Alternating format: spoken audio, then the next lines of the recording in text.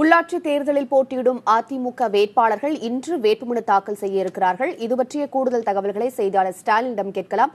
ஸ்டாலின், அதிமுகவினர் அனைவரும் இன்று வேட்புமனு தாக்கல் செய்யறாங்களா? இது குறித்து அந்த கட்சியினர் என்ன சொல்றாங்க?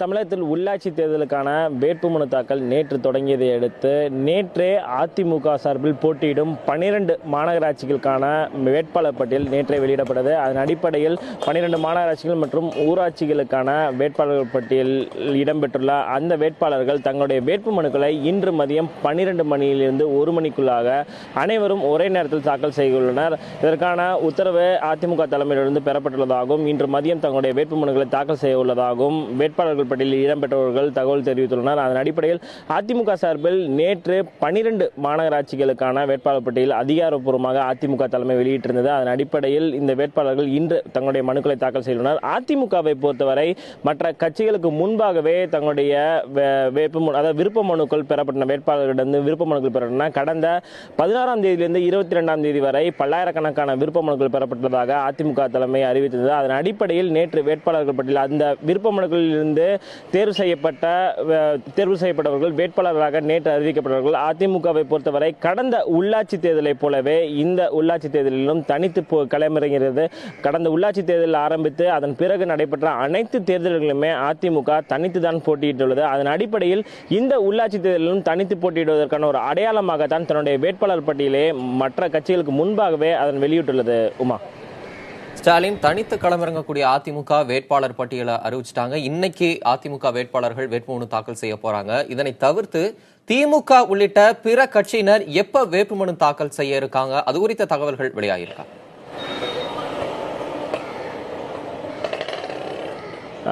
தமிழரசன், அதாவது மற்ற கட்சிகளை பொறுத்தவரை அதிமுகவை தவிர்த்து மற்ற கட்சிகளை பொறுத்தவரை திமுக ஏற்கனவே சட்டமன்ற தேர்தலில் கூட்டணி வைத்த காங்கிரஸ் கட்சியுடன் கூட்டணி வைத்து இந்த உள்ளாட்சி தேர்தலில் கூட்டணி வைத்து களம் காண உள்ளது. அதற்கான பேச்சுவார்த்தை கடந்த சில நாட்களாக நடைபெற்றிருந்தன. தமிழ் மாநில காங்கிரஸ் கட்சி கூட திமுகவுடன் கூட்டணி வைத்து இந்த உள்ளாட்சி தேர்தலை சந்திக்க பல்வேறு முதலான முயற்சிகளை மேற்கொண்டது. அந்த கட்சியின் பொருளாளரும் எதிர்க்கட்சி தலைவருமான மு.க. ஸ்டாலினை தமிழ் மாநில காங்கிரஸ் கட்சி தலைவர் ஜி.கே. வாசன் கடந்த சில நாட்களுக்கு முன்பு சந்தித்து உள்ளாட்சி தேர்தலில் தாங்கள் திமுகவுடன் இணைந்து செயல்பட விருப்பம் தெரிவித்தார். ஆனால் திமுகவும் காங்கிரசும் ஏற்கனவே கூட்டணியில் இருக்கும் பட்சத்தில் தமிழ் மாநில காங்கிரஸ் கட்சிக்கு அந்த திமுக கூட்டணியில் இடம்பெறுவதற்கான சூழல் வாய்ப்புகள் குறைவாக இருந்தது. இந்த நிலையில் தமிழ் மாநில காங்கிரஸ் கட்சியை பொறுத்தவரை உள்ளாட்சி தேர்தலில் தனித்து களமிறங்குவதாக ஜி.கே. வாசன் இன்று அறிவித்துள்ளார். திமுகவை பொறுத்தவரை தொடர்ச்சியாக வேட்பாளர்கள் பட்டியலை இறுதி செய்யும் பணியானது அந்த கட்சியில் நடைபெற்று வருகிறது. அதே போல காங்கிரஸ் கட்சிக்கு எத்தனை வார்டுகள் ஒதுக்குவது, எந்தெந்த பகுதிகளை ஒதுக்குவது என்பது குறித்தும் தொடர்ச்சியாக இந்த இரண்டு கட்சிகளும் ஆலோசித்து வருவதாக தகவல் தெரிவிக்கின்றன. இன்று அல்லது நாளை திமுக தன்னுடைய வேட்பாளர் பட்டியலை வெளியிடுவதற்கான வாய்ப்பு உள்ளது. அதே போல காங்கிரஸ் கட்சியும் இன்னும் 2 நாட்களில் தன்னுடைய வேட்பாளர்கள் பட்டியலை இறுதி செய்ய அறிவிக்கும் என்று எதிர்பார்க்கப்படுகிறது. மற்ற கட்சிகளை பொறுத்தவரை பாட்டாளி மக்கள் கட்சி உள்ளாட்சி தேர்தலில் தனித்து களமிறங்குகிறது. பாரதிய ஜனதா கட்சி தேமுதிகவுடன் கூட்டணி வைத்து போட்டியிடுவதற்கான பேச்சுவார்த்தைகள் மறைமுகமாக நடைபெற்று வருவதாக தெரிவித்துள்ளனர். ஆனால் தேமுதிகவை பொறுத்தவரை தாங்கள் தனித்துதான் இந்த உள்ளாட்சி தேர்தலை சந்திக்க உள்ளோம் என தேமுதிக தலைவர் விஜயகாந்த் ஏற்கனவே அறிவித்திருக்கிறார். அதே போல மக்கள் நல கூட்டணியை பொறுத்தவரை அந்த 4 கட்சிகள் மக்கள் நல கூட்டணியில் இடம்பெற்றுள்ள மதிமுக, விடுதலை சிறுத்தைகள் கட்சி, மார்க்சிஸ்ட் மற்றும் இந்திய கம்யூனிஸ்ட் கட்சி ஆகிய 4 கட்சிகளும் இந்த வேட்பாளர் பட்டியலை இறுதி செய்யும் பணியில் ஈடுபட்டு வருகின்றன. அந்த கட்சியின் ஒருங்கிணைப்பாளர், மக்கள் நல கூட்டணி ஒருங்கிணைப்பாளர் வைகோ நேற்று செய்தியாளர்கள் சந்திக்கும் பொழுது மக்கள் நல கூட்டணியில் இடம்பெற்றிருந்த 4 கட்சிகள் மட்டும்தான் இந்த உள்ளாட்சி தேர்தலும் சேர்ந்து சந்திக்க உள்ளது.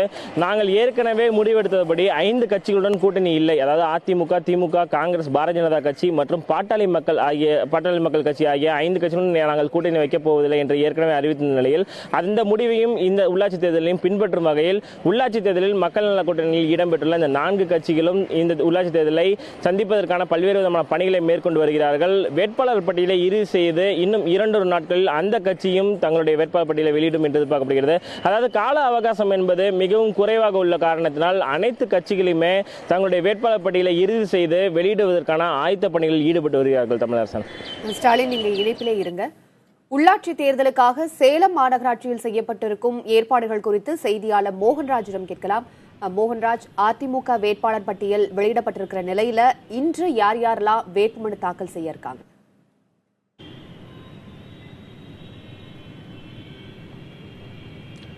உமா, சேலம் மாநகராட்சியை பொறுத்தவரைக்கும் மொத்தமாக 60 வார்டுகள் இருக்கின்றன. இந்த 60 வார்டுகளுக்கும் அதிமுக வேட்பாளர் பட்டியல் நேற்றைய தினம் வெளியிடப்பட்டது.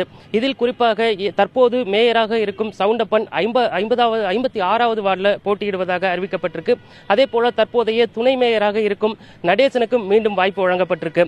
இது தவிர கடந்த சட்டமன்ற தேர்தலில் சேலம் வடக்கு சட்டமன்ற தொகுதியில் போட்டியிட்டு தோல்வியடைந்த அதிமுக வேட்பாளர் சரவணன் 6வது வார்டில் போட்டியிடறதுக்கான பெயர் அறிவிக்கப்பட்டிருக்கு.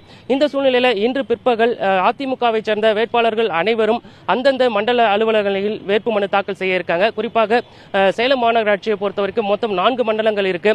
சூரமங்கலம், அஸ்தம்பட்டி, அம்மாப்பேட்டை மற்றும் கொண்டலாம்பட்டி இந்த 4 மண்டல அலுவலகங்களிலும் நேற்றைய தினமே வேட்புமனுகள் பெறுவதற்கான ஏற்பாடுகள் செய்யப்பட்டிருக்கு. இன்றைய தினம் அதிமுக பிரமுகர்கள் வேட்பாளர்கள் வேட்புமனு தாக்கல் செய்வதை ஒட்டி ஒவ்வொரு மண்டல அலுவலகத்திலும் காவல்துறை பாதுகாப்பு பணியில் ஈடுபட்டிருக்காங்க. அப்போது தேர்தலுக்காக சேலம் மாவட்ட நிர்வாகம் அங்க என்னென்ன ஏற்பாடுகள் எல்லாம் செஞ்சிருக்காங்க?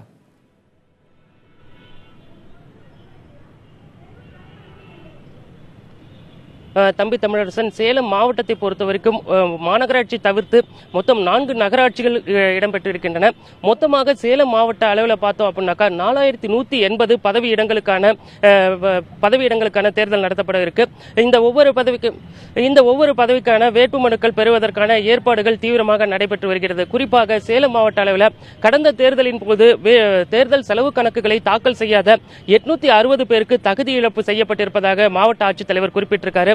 அது மட்டுமல்லாமல் சேலம் மாநகராட்சியை பொறுத்தவரைக்கும் 622 வாக்குப்பதிவு மையங்கள் அமைப்பதற்கான ஏற்பாடுகள் நடைபெற்று வருகின்றன. அதே போல மாவட்ட அளவில் மொத்தமாக 4117 வாக்குப்பதிவு மையங்களும் அமைக்கப்படவிருக்கு.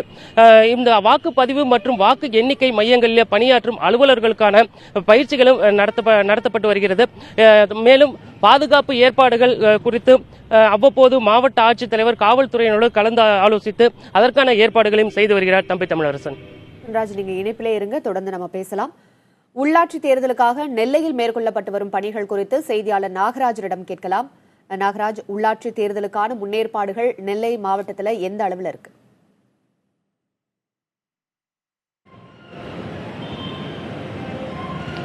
கண்டிப்பாக உமா, நெல்லை மாவட்டத்தை பொறுத்திருக்கும் நெல்லை மாநகராட்சி மிக முக்கியமானதாக பார்க்கப்படுகிறது.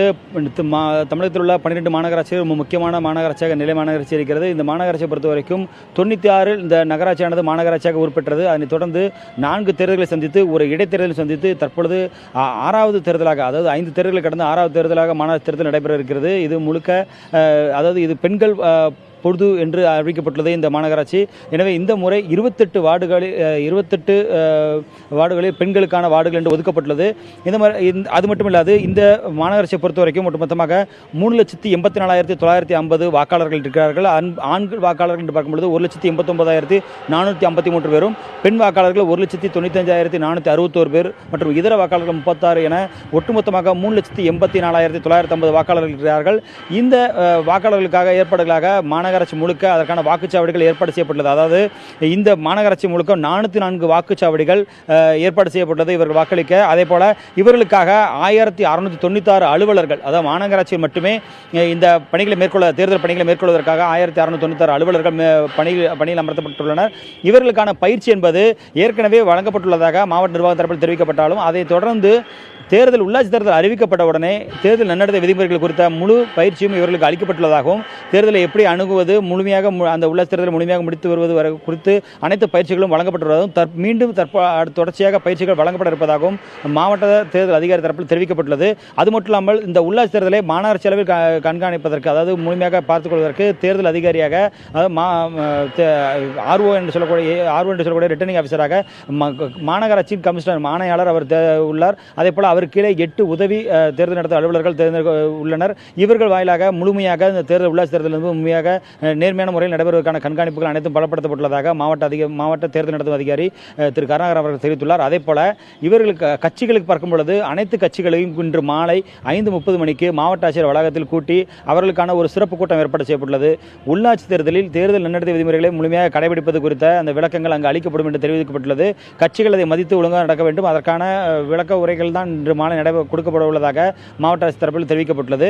அதே போல இங்கு இந்த மாநகராட்சியை பொறுத்த வரைக்கும் மாநகராட்சிக்கு போட்டியிடக்கூடிய வேட்பாளர்களுக்கு 4 மண்டலங்களாக பிரிக்கப்பட்டுள்ள 4 மண்டலங்களிலும் இன்று வேட்புமனுக்கள் தாக்கல் செய்வார்கள். அதுவும் அதிமுகவை பொறுத்த வரைக்கும் இன்று வேட்புமனு தாக்கல் மதியம் 12 மணிக்கு மேல் தாக்கல் செய்யப்பட உள்ளதாக ஒரு பொதுவான கருத்து உள்ளது. எனவே அவர்கள் ஒவ்வொரு பகுதிகளும், அதாவது குறிப்பாக கடந்த முறை கவுன்சிலராக உள்ளாட்சி மாமன்ற உறுப்பினராக இருந்த 11 பேருக்கு மீண்டும் வாய்ப்பளிக்கப்பட்டுள்ளதால் அவர்கள் மட்டுமல்லாது ஒட்டுமொத்தமாக 55 வார்டுகளுக்கும் அறிவிக்கப்பட்டுள்ள அதிமுகவுடன் இன்று வேட்புமனு தாக்கல் செய்வார் என்று எதிர்பார்க்கப்படுகிறது. இதில் குறிப்பாக துணை மேயர் அவர் வேட்புமனு தாக்கல் செய்வார் என்று எதிர்பார்க்கிறது. கடந்த முறை துணை மேயராக இருந்தவர், இந்த முறையும் அவருக்கு அதே வார்டில் சீட் வழங்கப்பட்டுள்ளது. எனவே அவரும் இன்று இதற்கான வேட்புமனு தாக்கல் செய்வார் என்று எதிர்பார்க்கப்படுகிறது. அதே போல பெண்கள் வார்டு என்பதால் இந்த முறை 2 பேருக்கு வாய்ப்பு இருக்கும், அதாவது மேயராக வாய்ப்பு இருப்பதாக அதிமுக வட்டாரங்கள் தரப்பில் கூட தெரிவிக்கப்படுகிறது. எனவே இன்று அனைவரும் அதாவது அதிமுக தரப்பில் அறிவிக்கப்பட்ட அனைத்து வேட்பாளர்களும் இன்று வேட்புமனு தாக்கல் செய்வார் என்று எதிர்பார்ப்பு இருக்கிறது. உமா, மதுரையில் இணைந்திருக்கும் நமது செய்தியாளர் ஹரிகிருஷ்ணனிடம் கேட்கலாம். ஹரிகிருஷ்ணன், மதுரை மாவட்டத்தில் உள்ளாட்சி தேர்தலுக்கான ஏற்பாடுகள் எப்படி செய்யப்பட்டு வருது? அங்க மாவட்ட நிர்வாகம் சார்பாக என்ன மாதிரியான நடவடிக்கைகள் மேற்கொள்ளப்பட்டு வருது?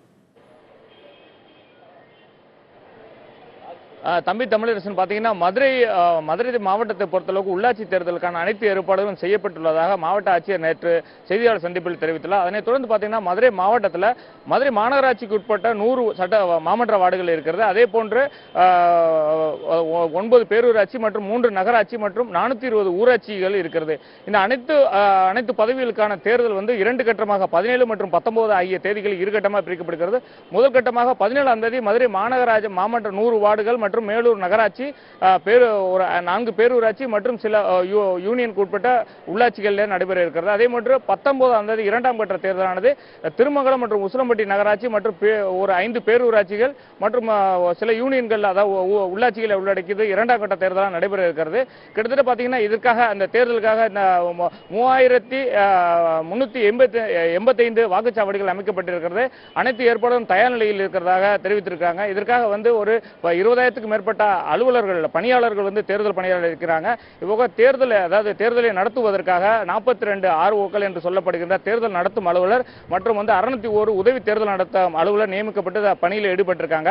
இதற்கு தொடர்ந்து பார்த்தீங்கன்னா இதே போன்று பாதுகாப்பு பணியில் காவல்துறையினை பொறுத்தளவுக்கு 4061 காவல்துறையினர் மாவட்டம் முழுவதுமாக பாதுகாப்பு பணியில் மேற்கொண்டிருக்காங்க. இதை தவிர பார்த்தீங்கன்னா நேற்று நடைபெற்ற வேட்புமனு நேற்று முதல் துவங்கி இருக்கிறது. நேற்று மொத்தம் 101 பேர் மதுரை மாவட்டத்தில் வேட்புமனு தாக்கல் பண்ணியிருக்கிறாங்க.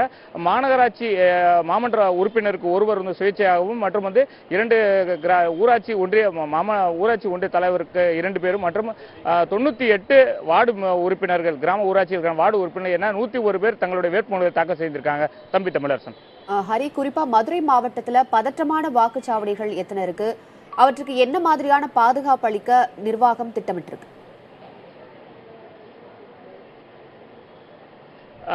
பதட்டமான வாக்குச்சாவடிகள் என்று பார்த்தா 492 வாக்குச்சாவடிகள் பதட்டமானவை என்று கண்டறியப்பட்டிருக்கிறது. அதன் அடிப்படையில் அதற்கு கூடுதல் பாதுகாப்பு, அதாவது காவல்துறையோட கூடுதல் பாதுகாப்பு மற்றும் வெப்காஸ்டிங் மற்றும் வெப் கேமரா மற்றும் வீடியோ கேமரா பதிவு செய்யும் முறையிலும் அங்கு கையாளப்படும் என்று தெரிவிக்கப்பட்டிருக்கிறது. கூடுதலாக கவனம் செலுத்தி அதில் அந்த பகுதிகள், அதாவது வாக்குச்சாவடி என்பது அந்த பகுதிகளில் அமைந்துள்ளது. சில பகுதிகள் மதுரை மாவட்டத்தில் சில பகுதிகள் பதற்றமானவை என்று கண்டறியப்பட்டிருக்கிறது. அங்குள்ள வாக்குச்சாவடிகள் தான் பதற்றமானவை என்று கண்டறியப்பட்ட தெரிவிக்கப்பட்டிருக்கிறது. அதன் அடிப்படையில் அங்கு கூடுதல் கவனம் செலுத்தப்படும் என மாவட்ட ஆட்சியர் தெரிவித்துள்ளார். அதே போன்று அங்கு காவல்துறையினர் கூடுதலாக பணியில் நியமிக்கப்படுவாங்க. அது தவிர ஜோனல் பார்ட்டி என்று சொல்லப்படுகிற தேர்தல் கண்காணிப்பு குழுவினர் கூடுதலாக அங்கு நியமிக்கப்படுவார்கள் என்று தெரிவிக்கப்பட்டிருக்கிறது. இதை தவிர கண்காணிப்பில் அதாவது மைக்ரோ அப்சர்வர்ஸ் என்று சொல்லப்படுகிற நுண் பார்வையாளர்கள் அங்கு நியமிக்கப்பட்டுள்ளதாக தெரிவித்திருக்காங்க. இதுபோன்ற நடவடிக்கைகள் மூலம் மதுரை மாவட்டத்தில் அமைதியான முறையில் தேர்தல் நடத்துவதற்கான அனைத்து நடவடிக்கையும் எடுக்கப்பட்டுள்ளதாக தெரிவிக்கப்பட்டிருக்கிறது. உமா. ஹரிகிருஷ்ணன், நீங்க தொடர்ந்து இணைப்பிலே இருங்க. அடுத்ததாக திருச்சி மாவட்டத்தில் உள்ளாட்சி தேர்தல் ஏற்பாடுகள் குறித்த கூடுதல் விவரங்களை அங்கிருக்கும் நமது செய்தியாளர் சார்லஸிடம் கேட்கலாம். சார்ல்ஸ், அதிமுக வேட்பாளர்கள் இன்னைக்கு 12 மணிக்கு வேட்புமனு தாக்கல் செய்ய போறதா தகவல் வந்திருக்கு. அங்கு திருச்சியில போட்டியிடக்கூடிய அதிமுகவின் முன்னணி பிரமுகர்கள், நிர்வாகிகள் யார் யாரு? அங்கு வேட்பாளர்கள் வேட்புமனு தாக்கல் செய்வதற்கு என்ன மாதிரியான ஏற்பாடுகள் எல்லாம் செய்யப்பட்டிருக்கு?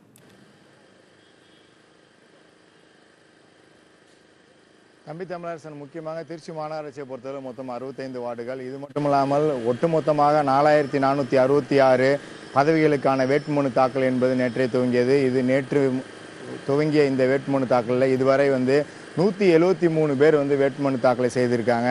அதிமுக தலைமை கழகம் இன்று வந்து நேற்று அறிவிக்கப்பட்ட இந்த வேட்பாளர்கள் பட்டியலில் உள்ள மாமன்ற உறுப்பினர்கள் மற்றும் மாவட்ட ஊராட்சிகள் கூட்ட அனைத்து பதவிகளுக்கான இந்த வேட்பாளர்களுக்கான வேட்புமனு தாக்கல் இன்று மதியம் வந்து அவர்கள் செய்வார்கள் என்று அறிவித்திருந்தார்கள். அதன் அடிப்படையில் இதுவரை வந்து அதற்கான ஏற்பாடுகளை நாம் தற்பொழுது திருச்சி மாநகராட்சியோடைய அலுவலகத்தில் இருக்கோம். போலீஸ் பாதுகாப்பு என்பது போடப்பட்டுள்ளது. விரிவான அனைத்து ஏற்பாடுகளும் செய்யப்பட்டுள்ளது. திருச்சி மாநகராட்சியை பொறுத்தளவு ஏற்கனவே மாநகராட்சி அதிமுக வசம் இருக்கிறது. அதிமுகவுடைய மேயர் ஜெயா 51வது வார்டில் வந்து மீண்டும் வந்து அவர் களத்தில் போட்டியிடுவதற்கு அதிமுக வாய்ப்பு வழங்கியுள்ளது. அதே போல் அடுத்த கட்டமாக ஏற்கனவே 2 முறை வந்து திருச்சி மாநகராட்சியோடைய மேயராக இருந்த சாருபாலா தொண்டைமான் வந்து மீண்டும் தமிழ் மாநில காங்கிரஸிலிருந்து அதிமுகவில் சமீபத்தில் தான் அவர் இணைந்தார். அவருக்கும் இப்போ தற்பொழுது 44வது வார்டில் வாய்ப்பு வழங்கப்பட்டுள்ளது. இதேபோல் தற்பொழுது துணை மேயராக இருக்கக்கூடிய சீனிவாசன் அவர்களும் இன்று இந்த 3 பேருமே வந்து வேட்புமனு தாக்கலை வந்து செய்ய இருக்காங்க. இது ஒட்டுமொத்தமாக திருச்சி மாநகராட்சியோட 65 வார்டுகளில் அதிமுகவை பொறுத்தளவு முக்கிய பிரமுகர்கள், இதேபோல் மாவட்ட ஊராட்சிகளில் உள்ளவர்களும் இருக்கிறார்கள். நேற்று அறிவிக்கப்பட்ட இந்த அதிமுகவுடைய இந்த மாமன்ற உறுப்பினர் அதாவது கவுன்சிலருக்கான வேட்பாளர் பட்டியலில் ஏற்கனவே கவுன்சிலராக இருக்கக்கூடிய 22 பேருக்கு மீண்டும் வாய்ப்பு வழங்கப்பட்டுள்ளது. தம்பி தமிழரசன். சார்ல்ஸ், திருச்சி மாநகராட்சியில கடந்த முறை அதிமுகவின் வெற்றி எப்படி இருந்தது, இந்த முறை வெற்றி எப்படி இருக்கும் என்று அதிமுகவினர் கருத்து தெரிவிக்கிறார்கள்.